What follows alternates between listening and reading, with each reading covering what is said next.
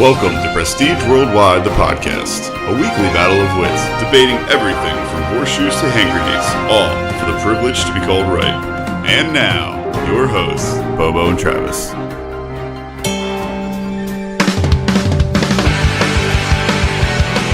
What's up, guys? Welcome to Prestige Worldwide, the podcast. I'm Bobo. With me always is Travis. Hey, guys. What's so fucking funny over there? The fact that we didn't discuss who was going to start that, and we both looked at each other for a second, I assumed it was me. and then you just ran with it. I assumed it was going to be me because you started the last one, I believe. So I don't remember. I thought it was my turn in the queue. Hey, there we go. And you had a little chuckle there. You thought that was funny. We're very diplomatic when it comes to our starting of the episode. We're fair. We're like a socialist democracy, if you will. You know, we vote, but we're all equal. We're the Bernie Sanders of podcasts. Oh, dude, we just lost all of our listeners.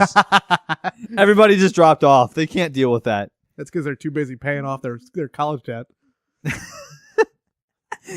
Props to 4-year degrees. Everyone out there's got a 4-year degree. I was looking at my student loans the other night. Yeah? Dude, fucking student loans, man. Yeah, man. They are fucking me in the ass. Every single month, when I pay them on, I think it's the 18th. I just unzip my pants. I just bend over in front of my computer, and I let the U.S. Department of Education just ram a nice big one with no lube right up my ass. That is it. And every fucking month, man. Well, yeah, I know. My wife pays the bills, so I don't really have to deal with that. But Ann walks in, sees me cheating on her with a fucking student loan. yeah. How long has this been going on? Since before I married you, babe. Mandy takes the raping, so I don't have to. That's very nice of her. It is. It's very, very nice of her. You do the cooking and she takes the raping. Okay, That's good. it. Yes. Very cohesive. If you just tuned in and weren't listening, that's a very awkward segue for you. I'm sorry. Listeners that didn't realize what was going on there. Welcome to Heist the episode. Speaking of crimes. Yeah. Oh, hey. Good segue. How about that? Boom. We're getting better at this shit. That was impressive. Fucking right. So, Although we probably shouldn't be pointing it out. Okay. Well, you know what? Whatever. I don't care. We're learning. We're transparent. We are. I like being a transparent podcast. Welcome to GTA the episode. Heist the episode. Heist the episode. So this week, we're going to talk about fucking crime. Not fucking crime. Well, we were talking about fucking crime. Right. Now we're just talking about crime. And specifically robberies and heists. Yes. I don't know. Why did we want to talk about this again? Do you remember? Usually I write stuff down in the list of topics. I do, but we fucked up, if you will. Okay. We were going to air this on April 18th, which would have been tax day. Because taxation is theft. Right. Right.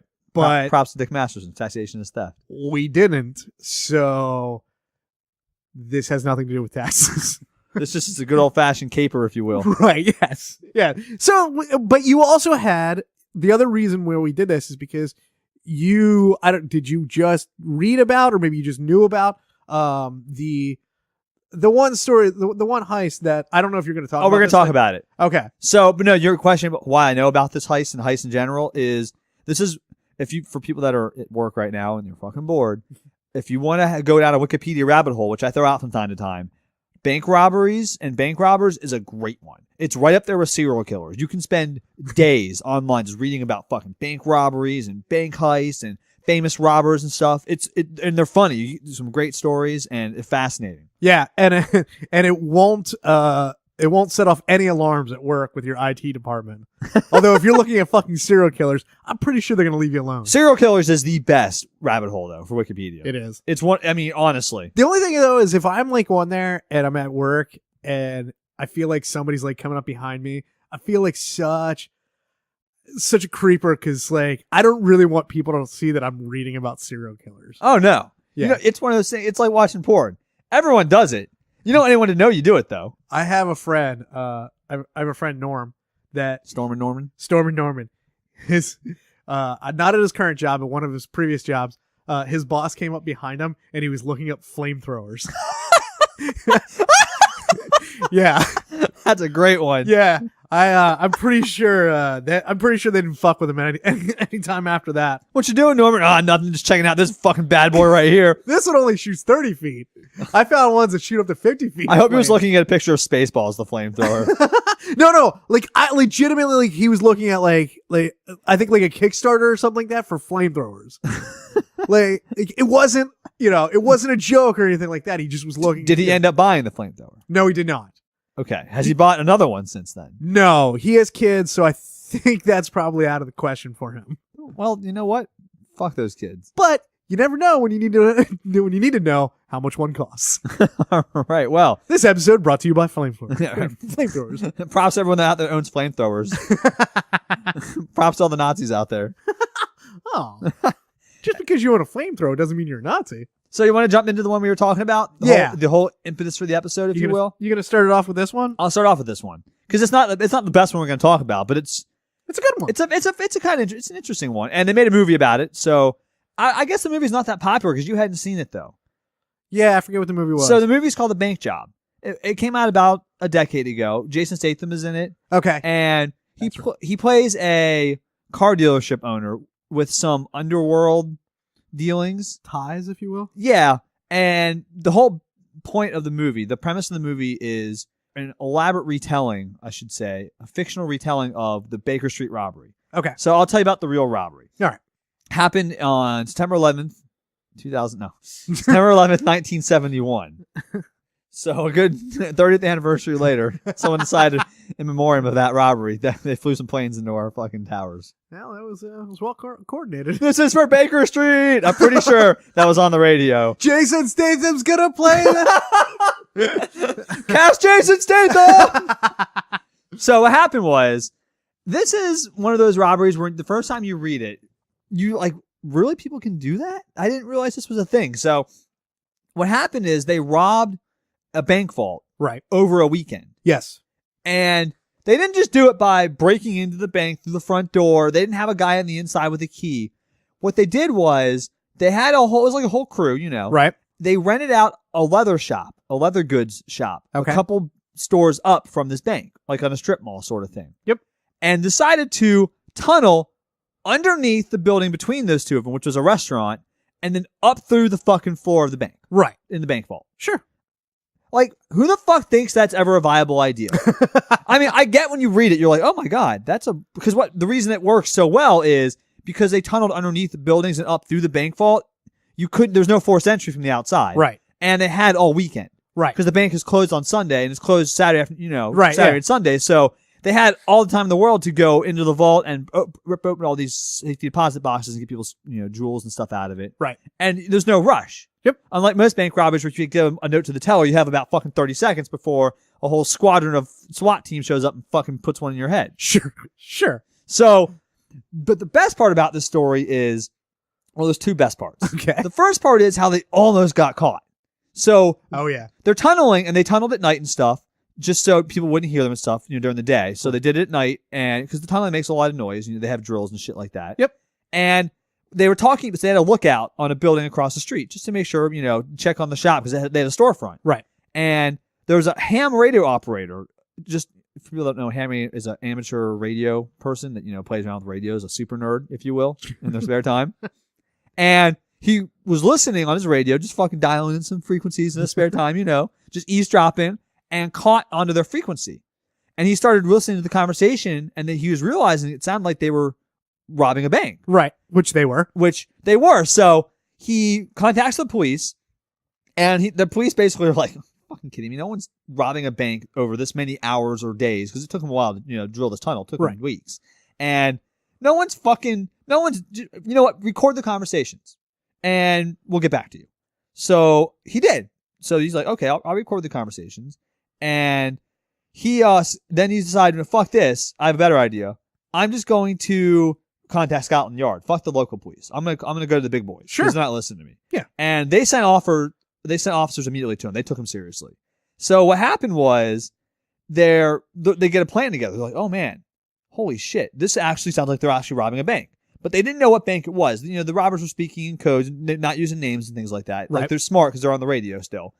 So in general terms, they didn't know what bank in London it was. They only knew it was in close enough frequency to this guy's radio to pick up the frequency. Right. So they knew it was like within a certain, like a 2 or 3 mile radius or whatever, or 10 miles or something like that. There were 750 banks in that radius of that guy's radio that they conceivably could pick up the signal from. That's a problem. So they started sending people to the banks. They sent squad cars to all these banks, driving around to see if there's anyone forced entry in the bank. Because if somebody's robbing a bank, you're going to fucking see them. Right, exactly. So they got to the bank, and they went in, But they realized the bank that was being robbed. They got to the bank and looked in, and it looked fine because they weren't in the bank. They were only in the bank vault, which is closed and sealed. Yeah. So they drove past it. Yep. So they almost got caught. The cops were at the bank being robbed while the robbery was in progress, but they didn't open the bank vault because they looked in and saw no forced entry and were like, oh, fuck, okay. So what happened is they robbed the bank, and eventually, as everything goes to shit, some people get caught and they do some jail time. They don't get away with it scot-free. They find out who does it eventually, and they put the pieces together. A lot of the money doesn't get recovered. But the best part was so they robbed over like 250 safety deposit boxes or something in this bank, like a lot of stuff. Right. The part that fascinates me is over half the people that had their boxes compromised and stuff stolen didn't report the contents. Over half, Travis. Yeah. So over half the stuff that they assumed was stolen, they never claimed to get back. They didn't want to put it on paper what they had in the boxes. Well, I mean, maybe they were embarrassed. I mean, like over half. They were keeping dirty onions in there. Is that a thing? Like, do people put stuff in the safety deposit box you wouldn't want to write down on an insurance form? I don't have a safety deposit box. So. Oh, you don't? No, I don't. Oh. So try fucking robbing mine. I also like to live dangerously. Yeah, I probably should have a safety deposit box. Do you have a fireproof safe? No. You should probably get these things. Yeah, I'm not very good at being an adult. Okay. Just telling you. And now the other part that the movie is based on, which there might be some truth to this, might not be, is in the movie, the subplot is the reason they're robbing this bank is MI6 or whatever, like hires them to do it. Yeah. Or MI5, whatever, which one of them it is that time. I don't know. Fucking British shit, James Bond nonsense. Sure. They hired them to steal stuff as a specific safety deposit box that had pictures of Princess Margaret, who's Queen Elizabeth's sister, who was known as a raunchous party girl. A floozy. If you will, in some very compromising photos. And they pulled off the heist to steal these photos out of safety deposit box so no one could have them. Do you think that's why the local cops blew them off? No, the local cops would have no idea about that. And neither would Scotland Yard, because it's all highly classified stuff. Now, people that's an urban legend.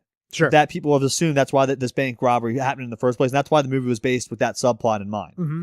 But people that were making the movie, the people that were, I guess, acting as informants of the movie, said they had inside knowledge of the crime and said that's why it happened. Oh. So who knows? The truth has never come out on that. So well, all right. It might have been all been an elaborate setup by the British government to get rid of some compromising pictures. Huh. Well, that's kind of crazy. I know. So anyways, moving on. What do you got for me? So I'm gonna go with a similar story. Okay. Because I like it. Because there's some differences that in this story that I find kind of funny. So this one comes out of Brazil, and this is a bank robbery in a town called Fortaleza. Okay. Maybe, if that's how you pronounce it. Sure. I don't really care. Who's from Brazil that's listening? If I'm wrong, call me, tell me. You won't. You won't. We dare you. We double dare you. So and at the time, this was in 2005. This was one of the largest bank heists. They decided to tunnel as well. Oh, okay. So it's catching on. So it is. Yes. I mean, listen. I mean, hey, if something worked once, why not try it again? All right, just in a different country. Right. So 3 months before the burglary happened, the criminals rented a commercial property in the center of the city, about 256 feet away from the bank. That's far. So they did dig almost a football field. Yeah, like it's 78 meters. Wow. So they had they dug down. The tunnel was 2.3 feet square, and it went down 13 feet deep. Wow. So 13 feet down, 256 feet over, and it's two. And this tunnel had lights. It had air conditioning. I don't know why it had air conditioning. You have to some way to circulate the air. Okay. That's why. Okay. So it had air conditioning. It had all the accoutrements of a good tunnel. But this was no shoddy tunnel, if you will. Right. This is the Cadillac of bank heist tunnels. Yeah. This is no Saddam Hussein tunnel. But but the genius of these criminals, and this is why I picked this one, is they dug all of this way, all this dirt had to come out of this building because they had to get rid of it. So how do you do that without people realizing what the fuck is going on? Right. Well, you disguise yourself as landscapers. Oh. That's exactly what they did. So they could just move dirt around all day and everyone's like, oh, they're landscaping. Right. They weren't like traditional landscapers, so that really wouldn't make sense. So what they did is they said they sold artificial and natural grass, and they kind of put it together in this storefront. So that's why they had to move all this dirt out of the storefront. So there's a little bit of like, okay, yeah, there's a little bit of genius in and because after this happened, witnesses said, oh yeah, we saw like multiple trucks a day or multiple vans a day leaving there with dirt. It was a landscape company. We didn't really, right. Who cares? Really didn't think about it. So again, they dug up underneath the vault and busted through. They got about $71.6 million. That's a shitload of money. No big deal. Just for and they too. The bank was closed on the weekend, so they were in. They got in on Saturday, and it wasn't discovered until Monday morning when they went to open up, and they were long gone by the time that the bank reopened, and it was discovered.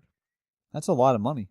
So with this, and they pretty much got away with it all because most of the money they recovered about 20 million of it, and they arrested a couple people, but they really never knew who the mastermind was of this. So they still could be out there. Yeah, I think that's one where they've caught some people in it. Yeah. But I think it was a large crew. I mean, when you're digging 256 feet under a ground, I mean, you need like a whole, like, there are probably dozens of people involved. Right. So you know there are people that got away. Yeah. Scot-free. Sure. And they've never got all the money. So I'm always fascinated. You read a lot of these bank robberies, and even the most famous ones, almost all of them are solved. There's very few unsolved, right, like large bank robberies in modern times, I would say. Yeah, bank robberies. There's a couple art or museum heists or art heists that are not solved. But yes, I was looking into that because I was reading about all these bank heists, like I do in Wikipedia, whatever. Sure. And I was realizing, like, man, all these are solved. Like, there's hardly any like famous heists that aren't solved. And I was looking at it. It apparently has like the second highest conviction rate behind like murder as a crime in America, at least. Yeah, like it's one of the most difficult crimes to pull off. Well, I mean, I would assume a lot of the ones that I've looked at and the two that we just described take a lot of manpower. Yeah. So the problem is it's hard to get people to keep a fucking secret. Oh, absolutely. And so when you put more people into it, it just ups your odds of somebody fucking up or squealing. Yeah, and that's it. Yep. Because it takes one person and the domino starts to fall. Yep. So let's talk about one where someone got away. How about that? Okay. This is a good one. And you had not found this one. Okay. And I'm surprised you have not. This is the Agricultural Bank of China robbery, which was the largest robbery in Chinese history. Okay. So this one is an inside job. So much less people involved. It was basically two people, and they had help with two security guards in the bank. I basically were like accomplices. Okay. Or complicity or whatever. I don't know what you call it. So basically, it happened over a period of about a month. They were stealing money slowly from the bank vault over the period of a month. And what happened was they stole a little bit to start with. This person, this bank manager, Ren, stole $26,000, which is like 200,000 yuan. Okay. Okay. Back in October 2006.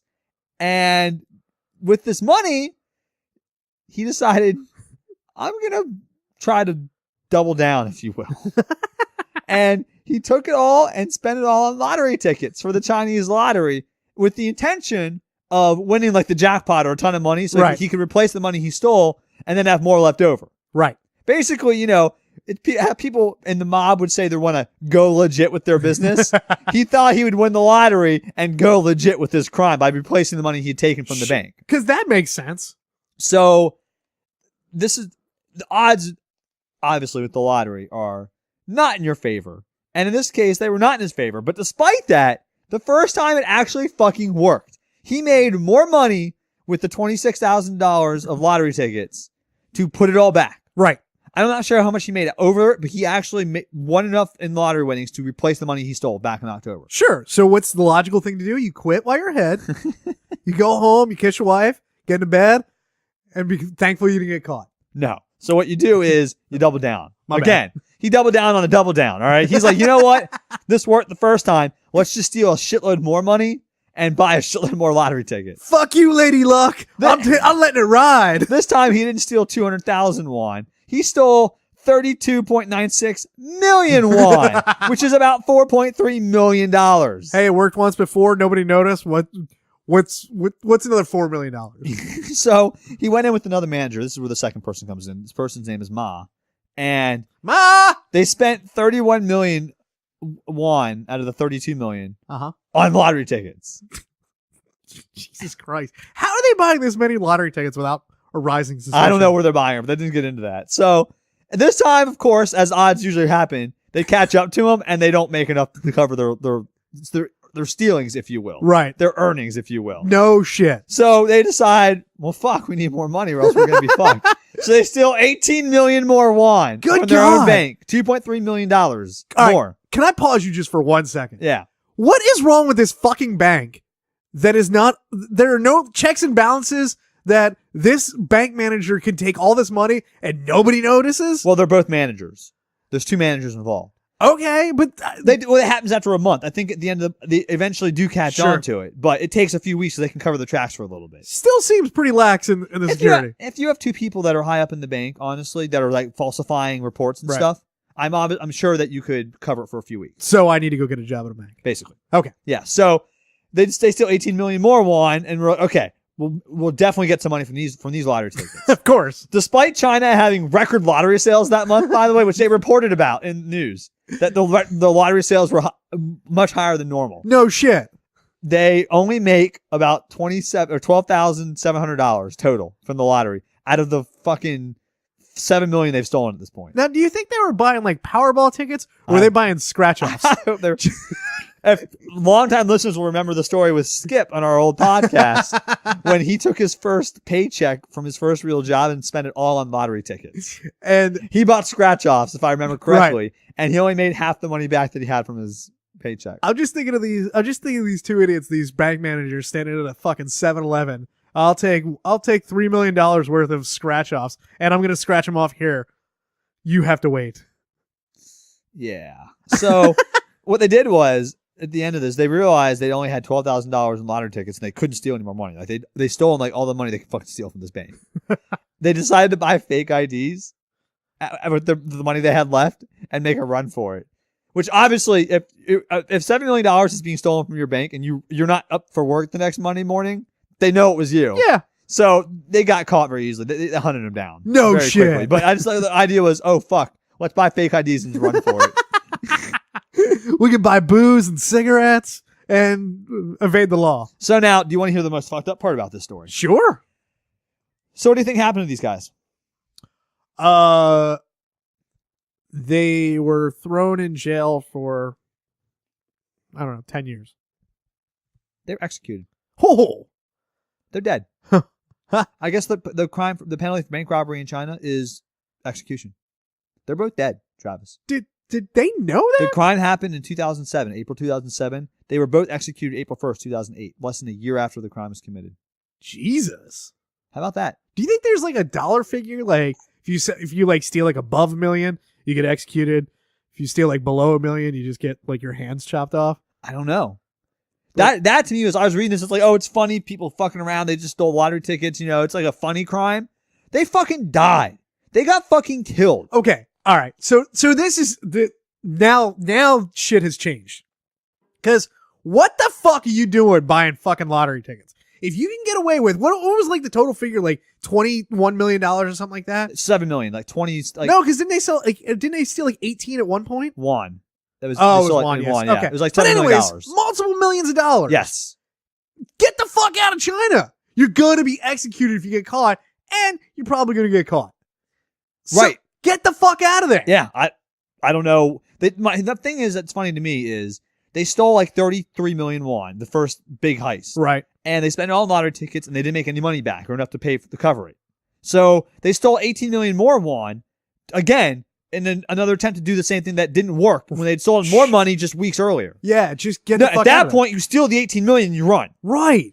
Like, don't try to cover your track. It's too late at that point. Yeah. Like, just steal more that you can get and get out of there because you're fucked. I just can't believe that China fucking kills you for bank robbery. Can you imagine in America what would happen if we fucking executed people for robbing banks? Yeah. I mean, wow. And they killed him within a year. Our death row, Yeah. you're usually dying in prison. You don't usually get executed. Yeah, the best has been the story about what is it, Arkansas, that is trying to run out the clock on their lethal injection drugs. Yeah, and I think they succeeded in that. There's like 4 of them got stays of executions. Right. So one poor sucker didn't. Right. One person got the chop. Whoops. But all right. So Okay. you want to move on to another one? Yep. What do you got for me? All right. So mine, I'm also gonna stay with the theme of, well, no, actually your last one was not a well thought out plan, but the other ones were. So mine happened in the 1950s, and that is an essential part of this because of more of the shit that you could get away with back in the 50s because there weren't like cameras, and reliable fingerprints and all that kind of bullshit. But anyways, so this robbery happened at the Brinks Armored Car Company in Boston, Massachusetts, in January of 1950. There was 11 men involved, and they spent 2 years casing this joint. That's some fucking dedication right there. 2 years. 2 years. They spent 2 years. So what they would do is they rented a place across the street from the company and basically watched it and just saw how the money was counted. They would see numbers of employees. What shift had the least amount of employees, what shift had the most amount of employees. They kept track of all this shit and try to figure out, what was the best time to rob this place. Okay. They also put a little bit more work into it too. So throughout the planning of this, they broke into this building multiple times. But what they would do is they would break in, and the doors they needed to go through, they would steal the key cylinders out of them and replace them with other key cylinders. Go get the key made, bring the cylinder back, and put back in the one they took. They only put the other one in just so nobody would notice in the whatever hour or two that it was out. Wow. Just in case. They did it with 5 doors. Not all at the same time. That they kept going in and like they were in and out of this building so many fucking times. Because then they ran like dry runs of how they were going to do this. Okay. Like they would, they would figure out like they would almost get to where it was going to go. Like because they cased the place for 18 months, and then the rest of the time was spent like, all right, we're going to do this. No, it's not a good time. They would have a lookout. They would like wave them off. Like, oh no, there's too many people. Go. This isn't the time. Okay. So they're fucking careful. Dude, they put in a lot of fucking work. Absolutely. They also they broke into another building to get the schematics of the Brinks building so they could get like alarms and shit like that. They got the plans, decided they were useless. So they broke back in and put them back. Ha! So not to alarm anybody. Arouse suspicion. Okay. Yeah. I know. Like I was like, all right, well That is pretty awesome. it's pretty ingenious. So January comes around, January 17th, they decided times are right, whatever. Enter the building, keys, no problem. Made their way to the second floor, and there was 5 employees working. They caught them by surprise, tied them up. Okay. Put tape over their mouth, whatever. In the middle of the robbery, an alarm starts going off. Oh. So they took the tape off one of the guy's mouth, and they're like, what the fuck is that? And the guy's like, well, that means somebody's here. Like, somebody's ringing a buzzer. And so they went out, and there was somebody there to I think, to drop something off or whatever.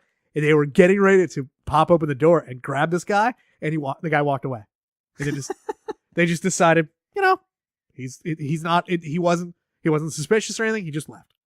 So it was almost like all this planning almost kind of went to shit, and then it was fun. This is literally like a movie at this point. It really is. And honestly, I mean, I think there was a movie. I'm sure there was. If it was in the 50s, I'm sure. But this one we can remake. Absolutely make it. Okay. So they made off with about $2.7 million in 1950. Which is, I mean, that's got to be probably 20 some million. Very close. 27.6 million. Yeah. Okay. So, but here's, and then again, more just thinking this thing out. Okay. So the statute of limitations for bank robberies back then was 6 years. So they all made a pact. Don't fuck up for 6 years. You spent 2 years casing this place. Yes. You can't wait 6 years to spend all the money. Don't spend your money. Don't do any other robberies. Don't do anything. Just you live the straight and narrow life now. Well, that was all well and good except for two of the guys. All right. So two of the guys decided to go to Missouri to go to the one guy's brother's grave.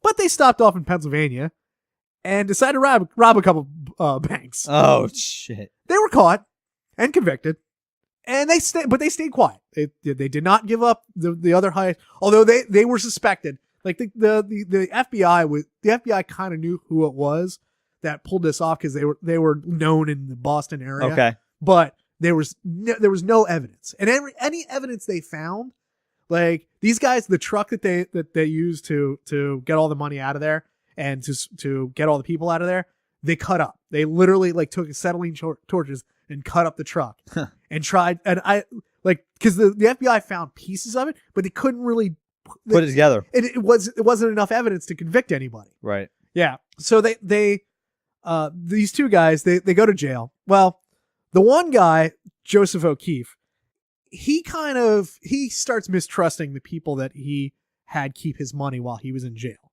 and says, "Listen, if you don't keep my money, I'm going to start talking." So then they help him out with his legal stuff, legal stuff. Start paying some of his legal fees. They actually even pay $15,000 to get him out of jail, to like a bail. So he's out on bail while he's appealing. Okay.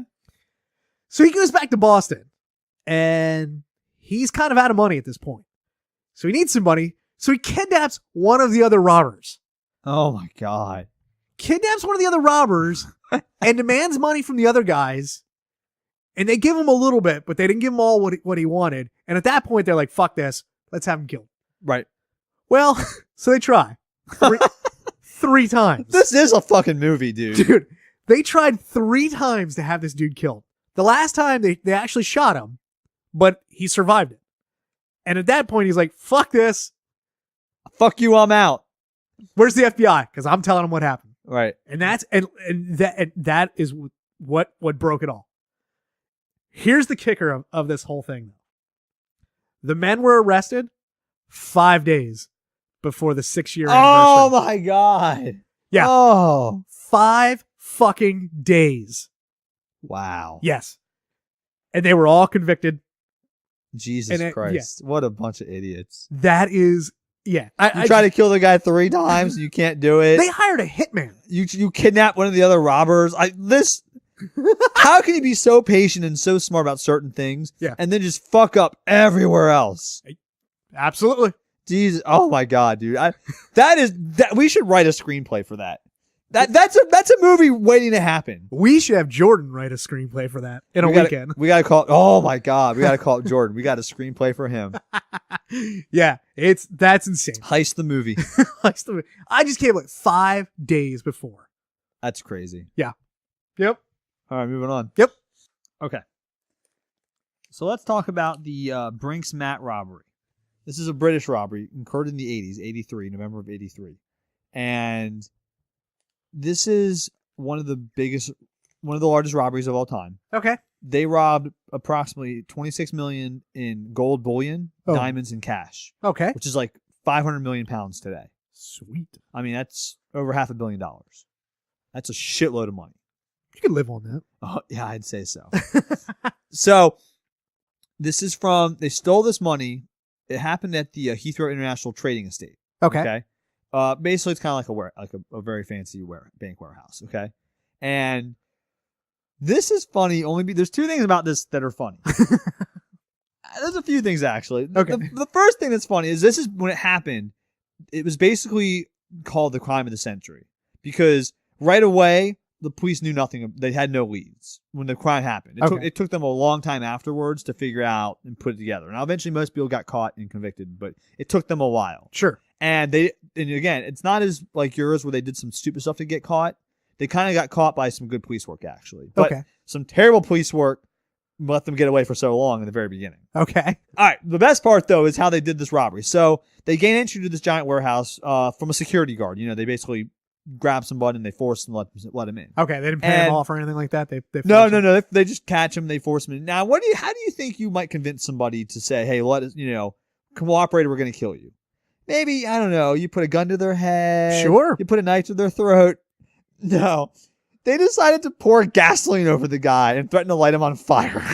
Jesus. When I was reading this article, to me, that was like the not fucking around crew. Yeah. You know what I mean? Yeah. Where's that phrase from? You know what I mean? This is the not. It's from the movie The Town. Yes, from The Town. This is the not fucking around crew. That's what that reminded me of. When you fucking pour gasoline on a poor security guard and you have a match in your hand and you say, listen, you fuck up, I'll fucking light you on fire. That's the time to not be a hero. But here's the other problem with that is that's so easily fucked up. Like, all it takes is for a vapor to catch. Yeah. If you have if they're holding a lighter out there or whatever, no, they had a match, I think. Oh, okay. So they hadn't lit the match then. No, they had lit it. Why are you fucking kidding me? Yeah. What happens? You're gonna rob a place, all of a sudden, oh shit, we just burned the security guard. Yeah, because he had the commodore of the vault. If they'd burned him, they wouldn't have gotten in. Do you want to just go home or hit the IHOP? What do you want to do? Yeah. So, and they thought there was gonna be 3 million pounds in cash in the vault. It ended up being 3 million tons of gold bullion. Jesus. Yeah, it was 26, 500 million pounds in today's money worth, and there's some diamonds and some cash and stuff too. Yeah. But they was basically it's oh, you think you're doing your taxes and you're putting the shit in the return and you hit the final number and I'm gonna get probably a couple $100 back, and then you hit enter and it's you get 10 grand back this year. That's basically what they felt like. Right. Yes. It was like fucking Christmas to them. So, not 2 days after the robbery, a couple saw a white hot crucible in a garden of a neighbor's property in the town of Somerset. Okay. And they thought, hey, this might be related to that giant robbery we heard about with all the gold being robbed. So they called the police. And the police arrive and they come and they look at the hut and they say, oh, well, that property you're looking at is 50 feet over the line. We don't have any jurisdiction there. So we'll pass the info on to the police officers in that precinct. And they'll come look at the hut because we technically aren't allowed over there. So somebody had the wherewithal to look at a crucible and say, somebody might melt down a bunch of gold. Yeah. And the cop said, that's cool, but it's out of our jurisdiction. So we'll tell the other cops, they'll come look at it. Right. Do you think the other cops came to look at it? No. There is no record of them ever telling the other cops. There was nothing ever written down. They never took a formal statement from those two witnesses. They never wrote up on the case or followed up with it. Well, I'm sure there was, but they got that destroyed when somebody realized they fucked Maybe, up. but there's no record now of that ever happened, Right. of them ever looking at it. It took them 14 more months to go into that property and to raid it and find the guy. And the best part is, so 14 months later, they raid the premise when they've started getting some of the leads and stuff in this case. Sure. And this guy's name is John Palmer. He's a jeweler and he's a bullion dealer. And he's actually innocent. He's actually melting the gold down for these people, but he's unaware of where it's coming from. He was actually not involved with the robbery at all. Was he hired to do this for them? They paid him. They paid him to melt the stuff down for Sure. him. So he was hired. So they didn't realize that. Yeah. So that's why he wasn't trying to hide it. Right. Oh, Right. no. Okay. He wasn't trying to hide it. Jesus Christ. And by that point, the robbers obviously were gone. They weren't selling him the bullion anymore. So Right. he was unaware of who they were. But 2 days into the robbery, he knew obviously who was giving him the fucking money to do it for him. So they could have got him then. They could have got him right then. Yeah. And got all the money back. You know what I mean? Wow. So then, one person takes the fall, and then the other people start to take the fall. This one guy, Mickey, he, through some of associates of his, hired this guy named Kenneth Noy, who's an expert in disposing of this gold. He's like an expert money launderer or a bullion melter or whatever. So this Noy guy is melting down this one guy's share of it and reselling it, okay? And that's what tips off the police to the biggest amount of money is the movement of all this gold bullion through the bank that he's working with. Okay. Alerts the Bank of England. Of all, you know what I mean? They see the transactions and it starts to look a little shady. So they call the police and the police get involved and they place this guy Noy under surveillance. And in January of the next year, he fucking kills a cop in his own yard who's doing surveillance in his house. Oh. The jury finds him not guilty for self-defense. Oh, because it was on his property. 'Cause it was on his property. God damn. And he was acting sneaky. He was surveilling him. This guy who they're trying to get for robbery, basically, for, accessory to the crime, shoots and kills a cop in self-defense on his own property. Jesus Christ. Right? Wow. They actually get him for conspiracy. It's later on about the gold and stuff. And they sentenced him to prison for a bunch of time. They sentenced him actually for 7 years, okay? And he gets out of prison, and a couple years after he gets out, he fucking murders a guy during a road rage incident. Of course. And then he's on the run for 4 years, and they arrest him in Spain. Jesus. Yeah. That dude's got some anger issues. Yeah, dude. I just think it's funny. He shot and fucking killed a cop in his own yard. Hey. And they never recovered a bunch of the gold, obviously, which I find funny in all these cases. They get most of the people involved, and the money, never find it. Yeah. Well, what are you gonna do? Yeah, what are you gonna do? Yeah. It's actually, there was so much gold stolen and melted down that people said that in 1983, if you bought any gold jewelry, it was part of it. It was part of that robbery because it was so much of it being melted and resold. Wow. Yeah. All right. So you want to get to the contest then? Let's do it. All right. So this week we're gonna vote on who has the better story. So we both picked a story, and it's up to you to decide. The better heist, and we're not defining what better means. It's whatever the listeners think it means. Yeah. Whatever you guys want to, whatever criteria, scientific or otherwise, that you would like to use for this is fine with us. Travis, you may go first. Okay. Not So fucking gentleman. So mine's gonna start in Russia. Motherland! Because all good things start in Russia. So yeah, World War III, hopefully. So a Russian robber broke into a salon. All right. Okay. I guess he was looking for discount hair care products or some money. I don't know what he was looking for, but he broke in, but it so happened that there was people there. All right. The person that owned the place was a 20-year-old hairdresser. She decided, I'm not fucking having this. She also had a little martial arts training. Oh. So she kicked this guy's ass. Little Sambo. She kicked this guy's ass, and she kind of like tied him up. Yeah. And all the patrons that were there were like, all right, we're gonna get the fuck out of here. She's like, yeah, I'm gonna call the cops. Whatever. They left. She didn't fucking call the cops. She knocked him out and drug him in the back room and handcuffed him and fucked him for 2 days straight. Whoa! That took a hard left. Yes, it did. She raped him. Whoa! For fucking 2 days. She pegged him. No. She would dose him with Viagra. Oh. Yeah, she dosed him with Viagra. Oh, more traditional rape. Yes. Okay. Yes. So she finally got tired of him apparently and was like, listen, don't tell anybody about this because but here we are talking about it, so someone squealed. Well, I assume that she thought, well, because he broke in, he can't go to the cops, and but that's not the case. He went to the hospital because he ripped his frenulum on his dick. What's that? So it's a little piece underneath your dick head that if you're not circumcised, it holds the foreskin on. Huh. But she ripped that while fucking him. Okay.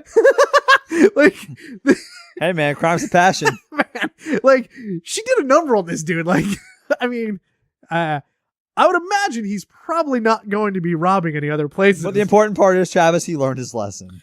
So he reported her to the cops. She told on him. He told her, she told on him and said, he was trying to rob the place.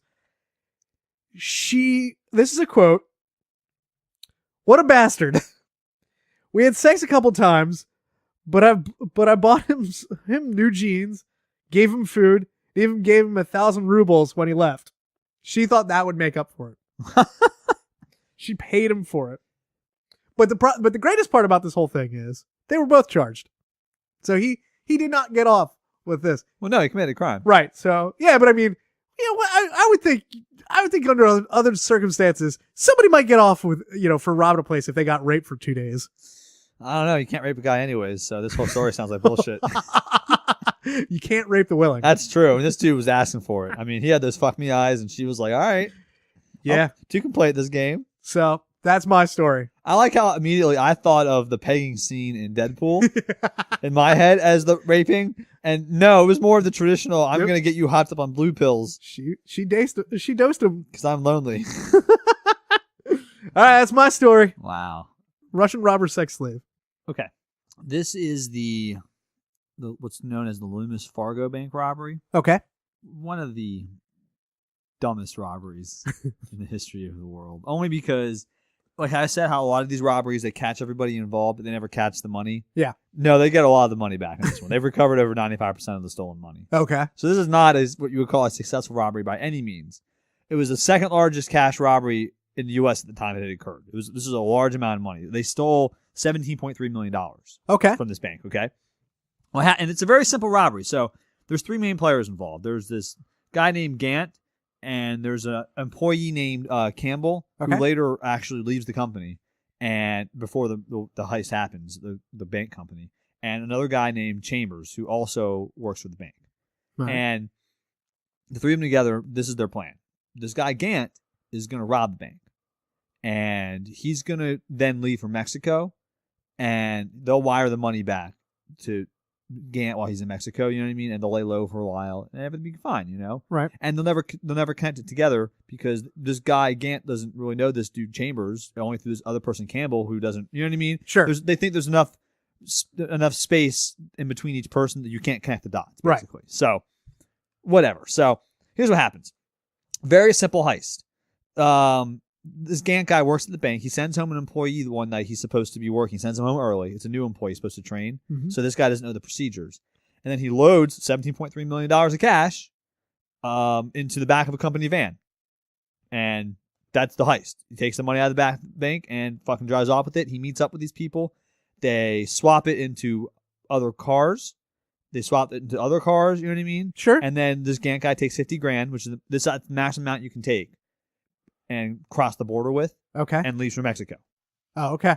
So he leaves for Mexico. Next morning, bank employees come. They camp in the fucking vault. They call the police. And the police have to call the FBI because guess what? That bank was holding mostly federal money from other banks. Ooh. So it's a federal matter. So they have to call the FBI right away. Which, if you're a bank robber, you don't want the FBI involved because the skill level goes up. Right. Which, if you don't know that, now you fucking know all those bank robbers out there. So they consider Gant the prime suspect because he's the only employee who doesn't show up the next fucking morning. Sure. And they see him on videotape loading the cash into the goddamn van. You don't take the fucking videotapes? So, no.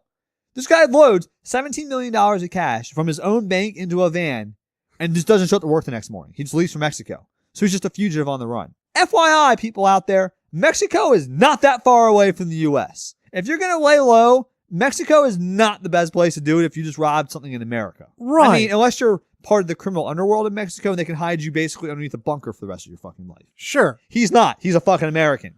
Where did this take place again? North Carolina. Oh, Jesus Christ. So there's a good chance he didn't make it to Mexico either. Or did he make it? He made it to Mexico. Oh, okay. I think he might have flown and just driven overnight or something. I don't know. Gotcha. He makes it to Mexico, though. Jesus Christ. So they find the van a couple days later, ditched, with $3 million still in it. Because they had underestimated how much space this cash takes up in their own private cars and couldn't transport the rest of it. Jesus. So they left $3 million to $17 million right on the table, just left it back in the van. Like, oh, we don't need that. We're good. $14 million's enough. All right. Jesus Christ. These guys are fucking idiots. And in the back of the truck, they find this guy's ring. His wedding ring. Of course.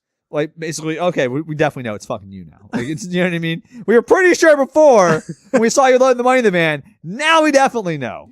Keep my ring, honey. I'm going to Mexico. So they can't, the one part that they actually kind of write about is they can't connect Gant to the third person Chambers. They can connect Gant to Campbell, who was the other employee that worked there for a while. They can't connect Campbell's friend Chambers directly to Gant because they don't have that line. Like, this doesn't make, nothing's adding up here.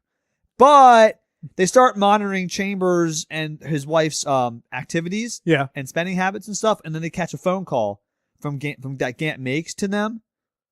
And and that's it. Like, why is Gant calling this guy directly? So they have it, and they learn that it's good we caught on to this call because they start monitoring this Chambers' other calls and realize that he'd hired a hitman to take out Gant in Mexico for a murder for hire scheme. Oh, basically. all right. So Gant's life is in danger at this point. So the FBI is working against time to save this dumbass's fucking life. He thinks he's hiding away in Mexico. Little does he know, the FBI knows exactly where he is and who he's dealing with, and he's obviously now trying to someone else is trying to kill him. I mean, I don't want to take anything away from this story, but the guy already took his life into his own hands going to fucking Mexico. Yeah, well. And Chambers, obviously, this guy who thought, oh, this guy Gant will never get connected to me. Yeah. The rule was, hey, let's not spend our money right away. Let's lay low for a Sure. little while. Well, no. Chambers had no intention of doing that. They lived, before this crime happened, they lived in a fucking mobile home. The first thing they did was buy a brand new luxury, suburban home. Sure, of course. Moved from a mobile home in cash. You don't think they're going to fucking notice. Moving on up. And then they bought a BMW Z3, which also, for people out there who don't realize, that also costs more than a mobile home.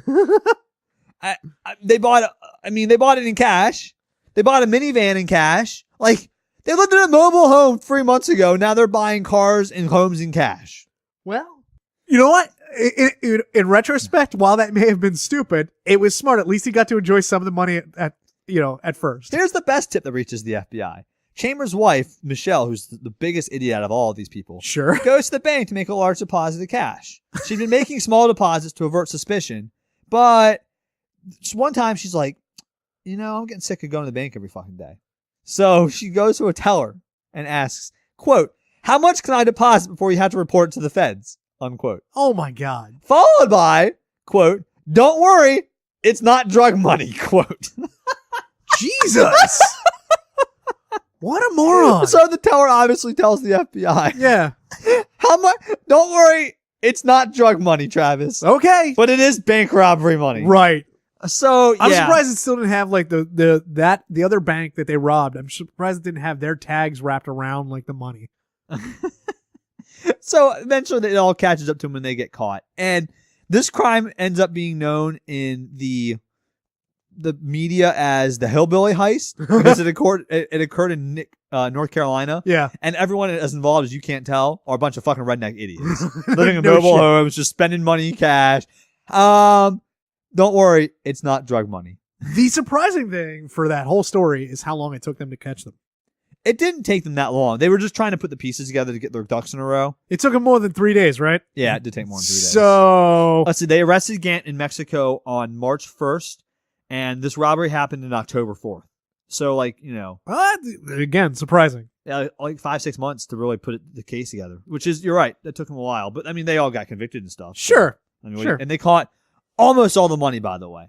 So, they got back 88% of the money. Only $2 million of it's not accounted for, and again, who knows? I mean, they might not even picked it up. Yeah. These fucking idiots. Huh. Yep. All right. That's all I got. So it's hillbilly heist versus Russian sex slave. I like it. Yeah. I like it. So this person's out on bail, by the way, or out on parole, I guess. Wow. Michelle Chambers is out. She says that she's changed. Not bad. Yeah. Can't change intelligence, babe. Well, maybe she did some reading in jail. All right. The number is 747 banging. At 747-226-4464. Call in and help gloat with Bobo. Yeah, I am defeated. You are defeated. I want you guys to call in with your best trash talk victory speech over Travis this week. Or also, I want to hear some of these. I want to hear some more two truths and one lie. Oh yeah, Try to stump us because we'll do them. If you send them in, we'll do them. Absolutely. for end times or whatever, and because I want to be stumped. Yeah. So bring them on in. We'll take another crack at them. We'll take a swing at them. And if you leave us a voicemail, I'll let you. Oh, you can play it on air. I'll invite you to participate on air. You can give it to us, and then you will know the answer. We won't look it up, and it'll be legit. I like it. Let's do it. I'm into it. Little audience participation, if you will. Absolutely. pwthepodcast.com. It's PW the Podcast on Instagram, Twitter, Facebook, all the social media stuff. Slide over to Apple Podcasts. Yep. Give us 5 stars. Is what used to be called iTunes. Now they've changed the format or whatever for us. So wherever you listen to us, Stitcher, SoundCloud, YouTube, subscribe, give us 5 stars, give us a good review. All that stuff helps us out. We'd appreciate it. We do. And other than that, See you guys next week. Later.